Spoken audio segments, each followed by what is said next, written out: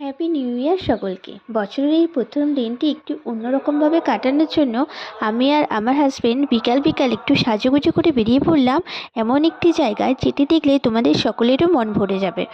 এটা আমাদের বাড়ির খুব কাছে অবস্থিত। এটি মাঝু অঞ্চলের মধ্যে অবস্থিত একটি রামকৃষ্ণ, সারদা এবং বিবেকানন্দের আশ্রম। এবং তোমরা দেখতেই পাচ্ছ এই জায়গাটা আজকে কল্পতরু উৎসবের জন্য কত সুন্দর করে সাজিয়েছে। দুপুরে এখানে বাল্যভোজনেরও আয়োজন ছিল, কিন্তু আমরা দুপুরে আসতে পারিনি, তাই বিকাল বিকাল বেরিয়ে এখানে পৌঁছে গেলাম। আজ আমাদের অন্য কাজ ছিল এবং সেটাও মিটিয়ে নিয়ে তবে এখানে এসেছি সন্ধ্যের দিকে।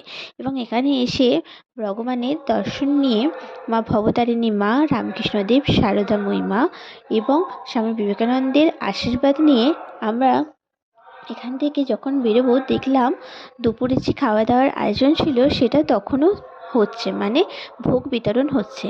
তাই আমরা কিছু না ভেবে ভগবানের সেই মহাপ্রসাদ গ্রহণের জন্য বসে পড়লাম এবং ওখান থেকে তারপর আমরা বেরিয়ে আমাদের বাড়ির দিকে চলে এলাম। দেখতে পাচ্ছ কত সুন্দর করে সাজিয়েছে। আজকের দিনটা আমরা এভাবেই কাটালাম। টাটা।